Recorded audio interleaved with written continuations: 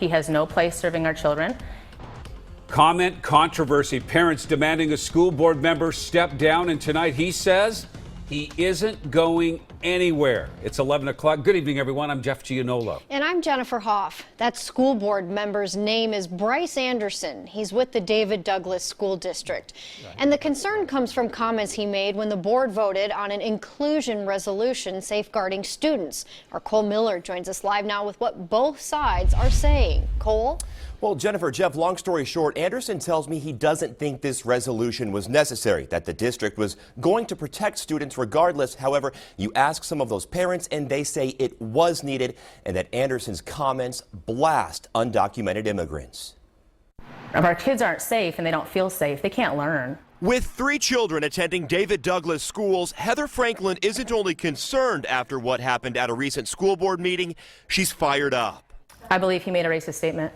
She's referring to what this man said, Bryce Anderson, a school board member, as it came time to vote on a district-wide inclusion resolution to basically affirm that schools will protect students against immigration enforcement as well as hateful speech. Here's a snippet of what he said that night. I don't like the fact of using the word sanctuary.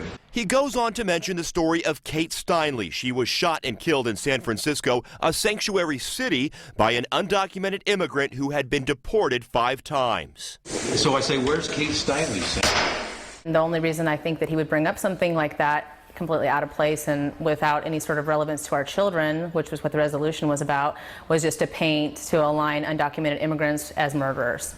Now the cries for him to step aside. I will not resign.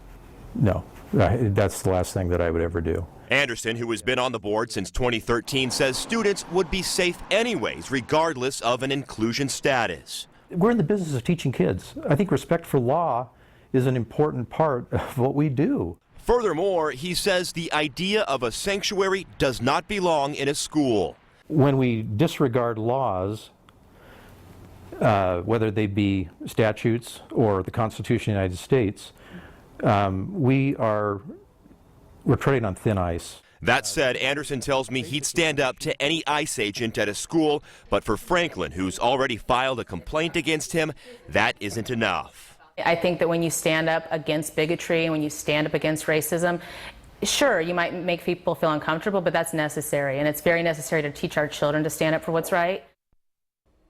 Now, I asked Anderson if he had any regrets in all of this. He tells me that he could have worded things differently. That resolution, it did pass on a 4-3 vote. Jennifer, Jeff, the next school board meeting is on April 13th. As you can imagine, many parents will be in attendance. Back to you. Cole Miller live in our newsroom tonight. Thank you for that.